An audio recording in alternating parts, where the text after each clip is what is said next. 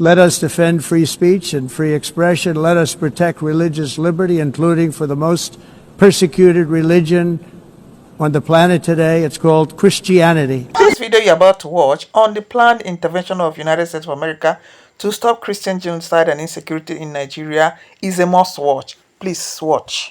Some of you don't really understand the reason behind President Trump's recent intervention in the Christian genocide happening in Nigeria. Many people saw the headline, but very few know the deeper reason why the United States and the world are finally stepping in. Let's start from the beginning. Over the last decade, America has been Nigeria's biggest international security partner. Washington has supplied drones, bomb kits, fighter jet upgrades, and intelligence worth billions of dollars. The idea was simple: help Nigeria defeat Boko Haram and its offshoot, ISWAP.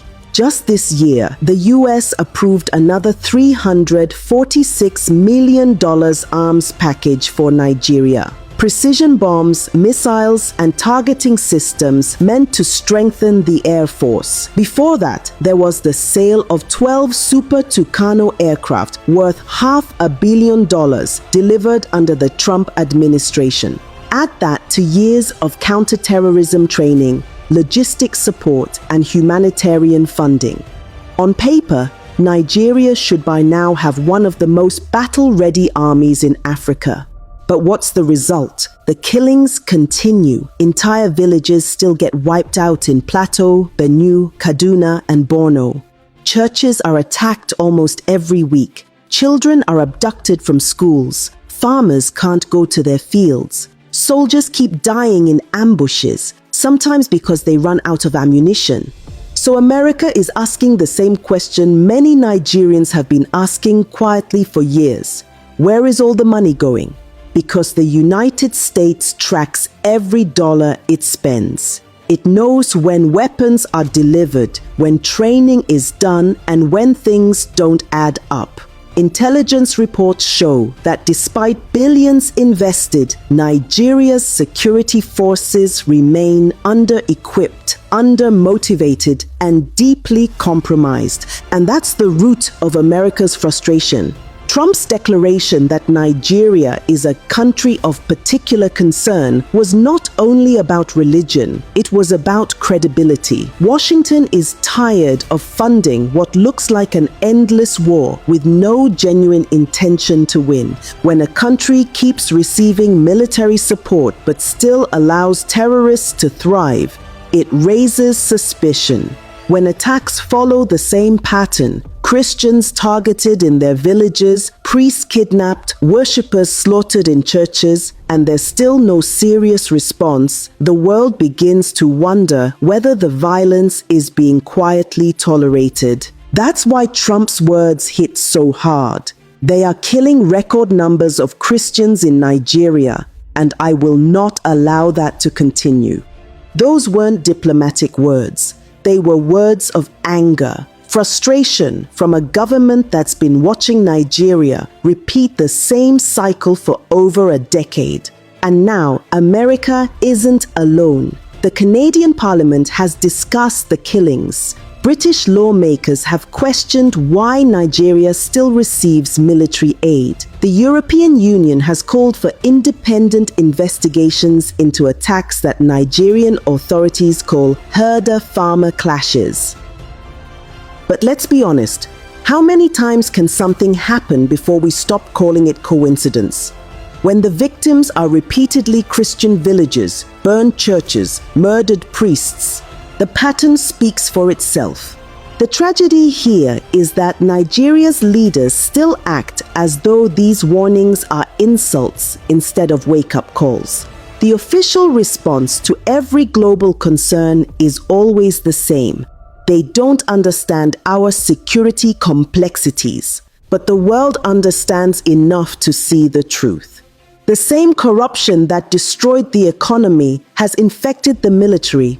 Procurement scandals, ghost soldiers, stolen allowances, even reports of weapons meant for the front lines ending up in the hands of terrorists. That's why the war never ends, because every bullet fired is another contract renewed. Every attack becomes another excuse to demand funding. The war has become an industry, and peace would ruin business. So when America sends weapons worth hundreds of millions and still sees villages burning, the anger is justified. No country, no matter how wealthy, wants to fund failure. And this is where it becomes expository. The US strategy now is shifting. The new aid packages come with strict monitoring clauses, human rights tracking, field audits, and transparent reporting. Washington wants to see evidence that the weapons are used for the right purpose, not for politics or profit. At the same time, discussions are happening in Congress about targeted sanctions, not against Nigeria as a nation, but against individuals, governors, generals, and politicians accused of either enabling the violence or stealing from defense budgets. If that list is activated, travel bans, asset freezes, and visa restrictions could follow. The message is clear. America is no longer willing to bankroll corruption. And that brings us back to the Christian genocide conversation. For years, survivors have been crying out, saying, "They're killing us and the world is silent." Now the world is speaking, and Abuja isn't happy about it. But why would they be? When you've built a system on impunity, accountability feels like an attack.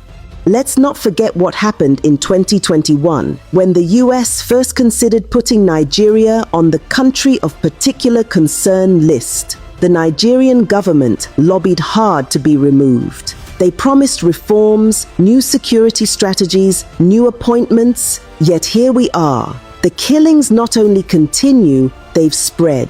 So what exactly does the US want? It wants transparency. It wants Nigeria to prove that it's genuinely fighting terrorism, not managing it. It wants accountability for the billions already sent. It wants an end to the excuses that always begin with "we condemn" and end with "we're investigating." And let's be fair, America's concern isn't purely moral, it's strategic. An unstable Nigeria threatens the entire region. The Sahel is already on fire. Mali, Niger, Chad, and extremist networks are growing. If Nigeria falls deeper into chaos, the whole of West Africa becomes vulnerable. That's why Washington is acting tough. Not because it suddenly discovered compassion, but because instability in Nigeria eventually becomes a global problem. But that doesn't change the moral truth. Thousands of Nigerians, mostly innocent civilians, have been killed while those in power debate semantics. Whether it's called terrorism, genocide, or banditry, the result is the same. Human lives lost, families destroyed, a nation bleeding. So yes, the world is fed up, not with Nigeria as a people, but with a government that refuses to protect them. And that's where my opinion comes in. Nigeria's problem is not that it lacks help, it's that it lacks honesty. For every foreign dollar sent, there's someone ready to steal half of it before it reaches the front lines. For every tragedy, there's a press release instead of action. And for every victim, there's an official somewhere insisting it's not as bad as it looks. The world has finally stopped believing those lies. Trump's declaration, Canada's debates, the EU's concern, these are not attacks on Nigeria's image. They are reactions to Nigeria's silence. Because silence in the face of mass murder is not neutrality, it's complicity. So where does this leave us? If Nigeria continues on this path, the consequences won't just be diplomatic. Sanctions could cripple international trade. Military partnerships could be suspended. And the elite who once flew freely around the world may suddenly find themselves grounded, both literally and politically. But there's another possibility, the one most Nigerians hope for, that this global attention forces change. That the government finally wakes up and realizes the world is no longer watching quietly. That the billions meant for defense finally go where they belong, to soldiers, to intelligence, to rebuilding the lives of those left behind.